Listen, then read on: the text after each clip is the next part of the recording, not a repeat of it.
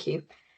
Okay, welcome everybody, and thank you for joining us today. I'm Sara Marsham. I'm from Newcastle University, but I'm going to present some work that our whole team has been working on.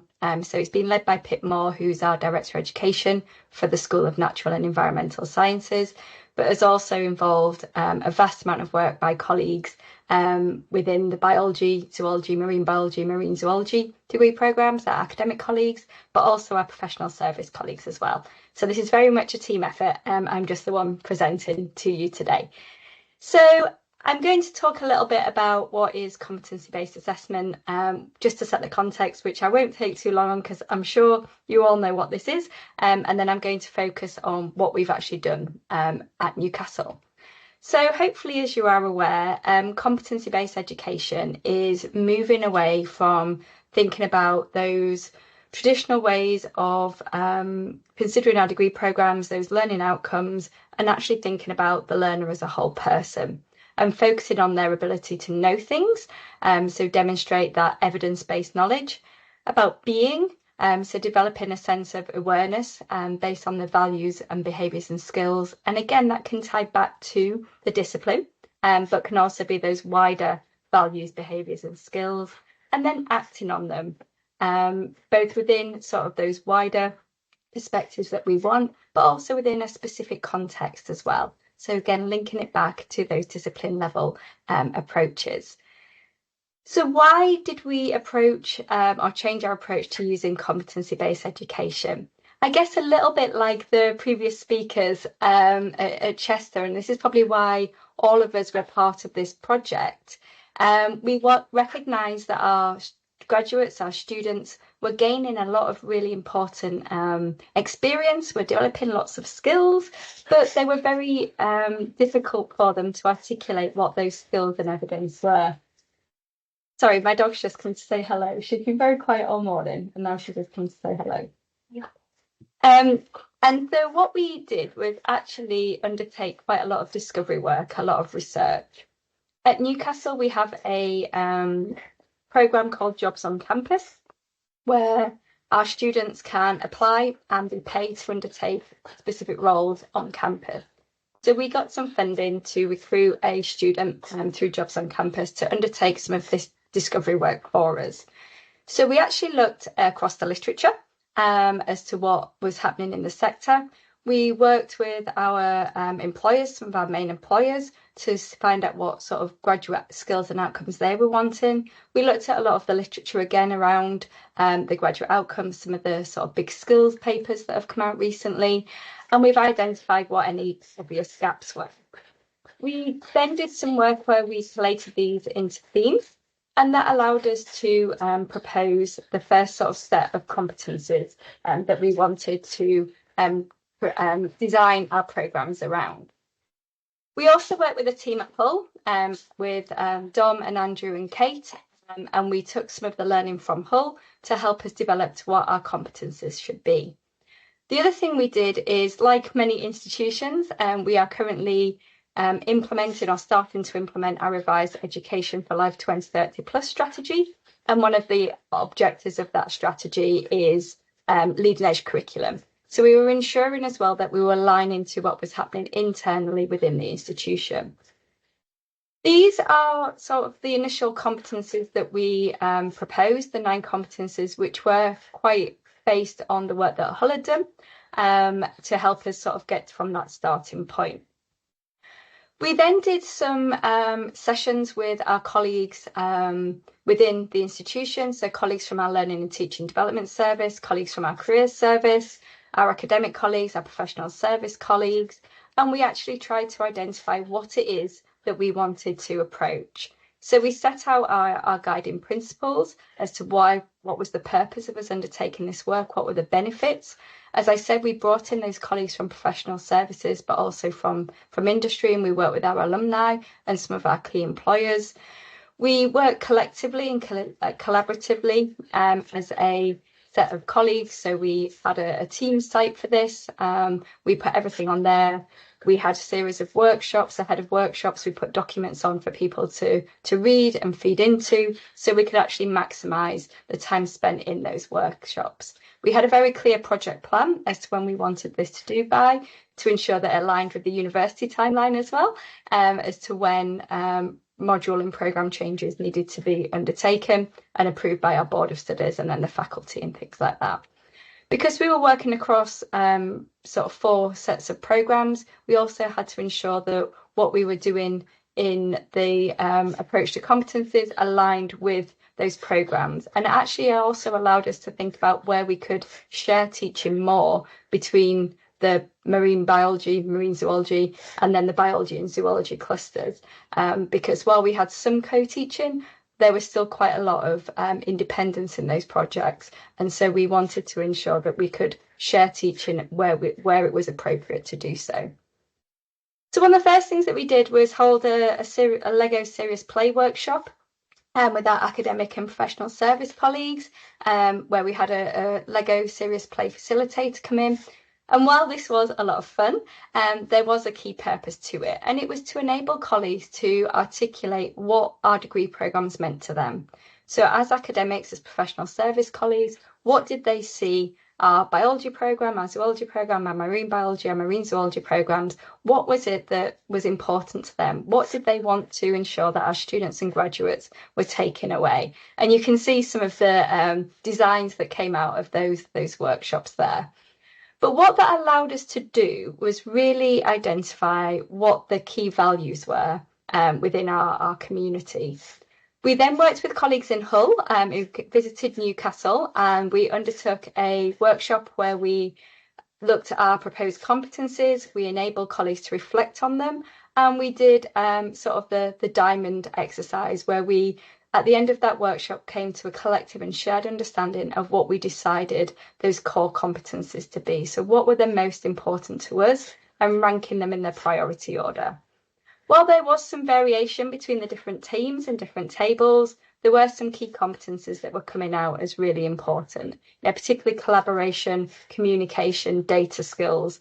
Those were the ones that we really saw as really valuable for our students and graduates to develop. So from this, we then arrived at a set of agreed competencies, and you'll see that we'll share the slides afterwards, but you'll see that this set of 9 competencies is slightly different to the original set of 9 that I presented a few slides ago.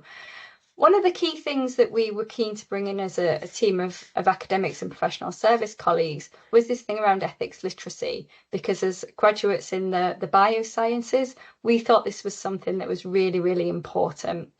The other thing that helped us develop these competencies, like our colleagues at Chester, was that we actually looked at the sort of QA benchmark statements. We actually looked to see what it was that our graduates were, supposed to be getting out of their programmes. We looked at the FHEQ levels as well, and we looked at sort of some of the learnings that were coming out of the Office for Students.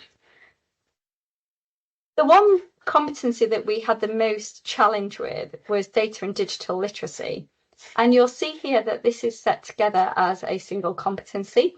If you're going to come to the talk that I'm involved in later on, you will actually see that we have eventually split that out. And I'll talk a little bit later as to how we got to that decision. But there was a lot of back and forth between us as to whether a data and digital should be a single competency or whether they should be 2 separate competencies. At the moment, we are working with them as separate, and we do have 10 rather than 9, but I'm still not sure whether that is what we'll end up doing, as I'll talk about a little bit later on. As with our colleagues at Chester, you'll see that those really important competencies around career management and professional skills were really coming through strong as to what our colleagues were interested in and what we were wanting our students to have the opportunity to develop.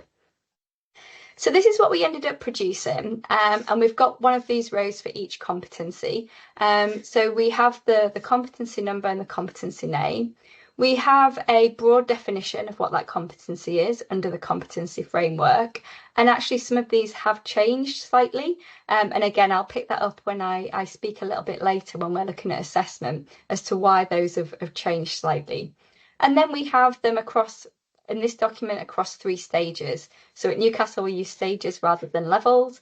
So stage 1 is level 4, stage 2 is level 5, and stage 3 is level 6.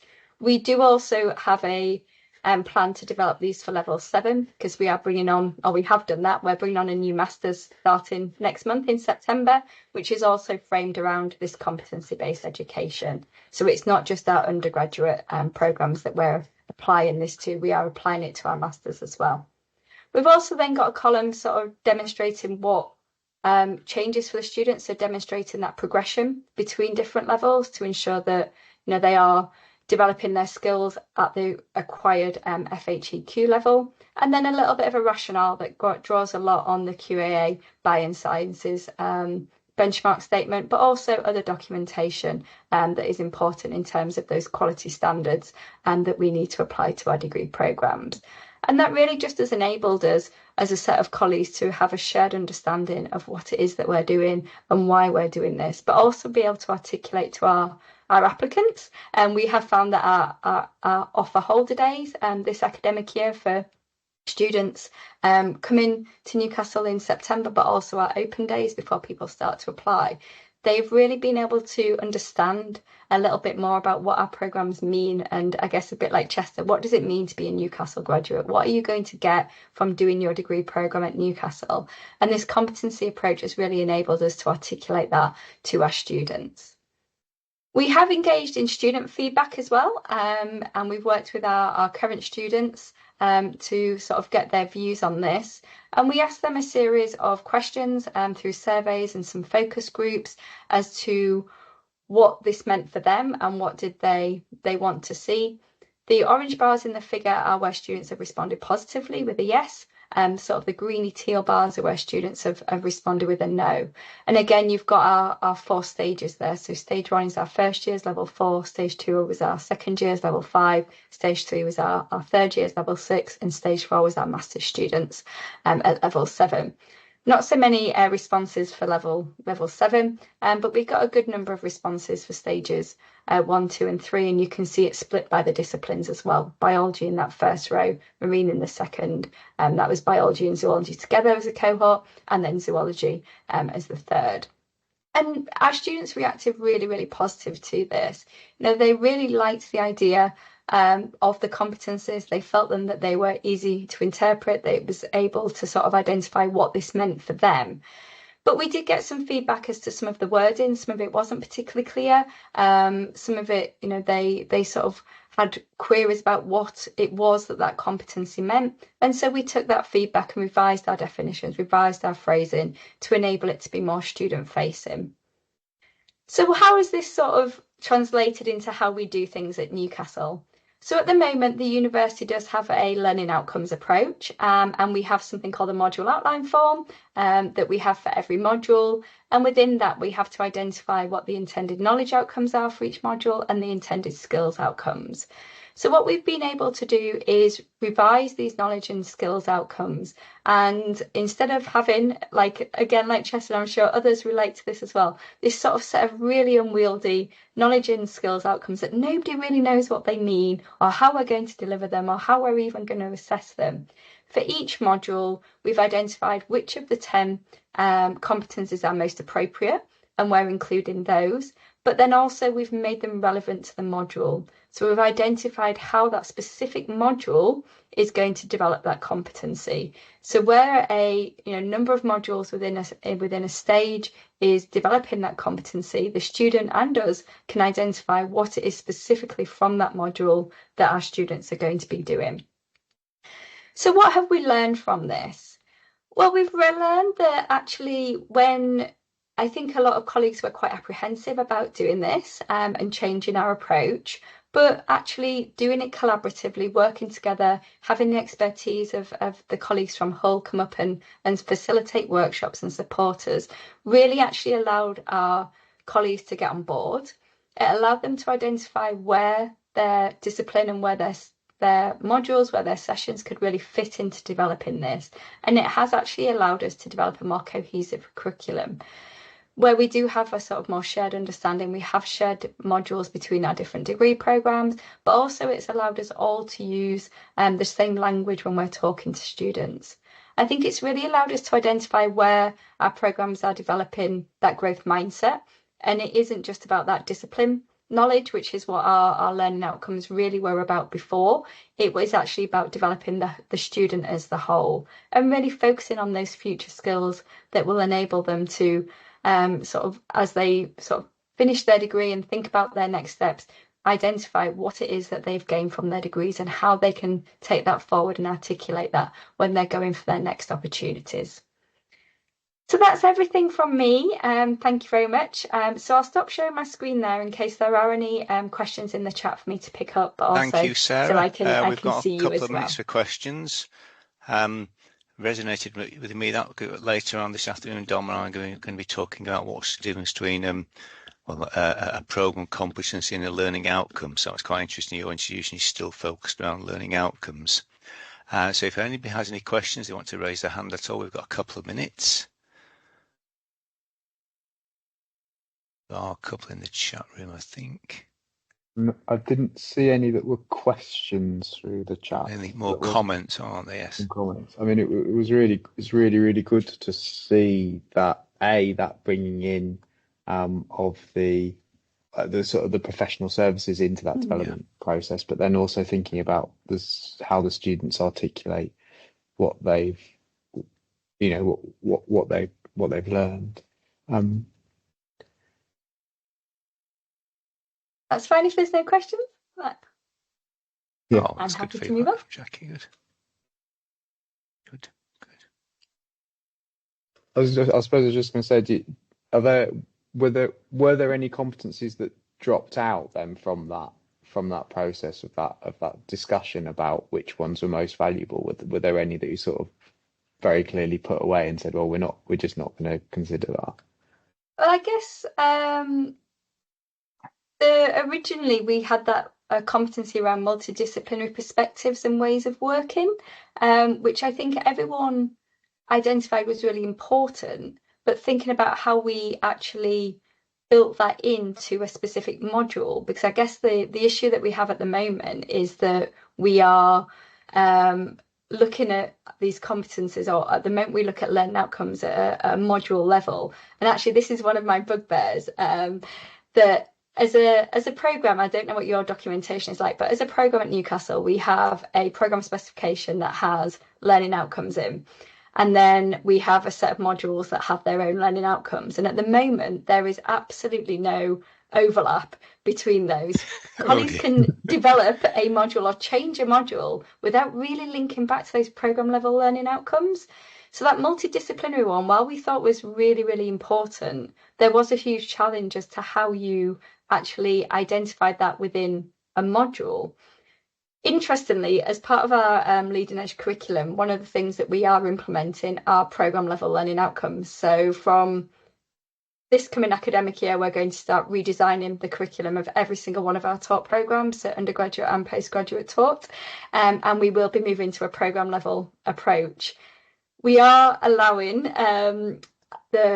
the natural and environmental sciences to continue with competency. We had at an institutional level, we had a big back and forth as to whether we keep learning outcomes or move to competencies, and learning outcomes have remained. But essentially, I think the team in natural and environmental sciences are a bit of the head of the game, because it has enabled us to have those 10 program level competencies that we then deliver through modules, even though we are calling them something different at an institutional level. But I think that multidisciplinary one is still a challenge, and it may be that once we've delivered those in the way that we plan to for the first few years, we can maybe come back and review that and think, is that something that we want as a clear competency, or is it just implicit in the way that we've developed our degree programs? Oh, thank you. We might be able to pop back to that during the discussion session. Indeed. Yeah. Thank you very much, Sarah. Okay, thank you. So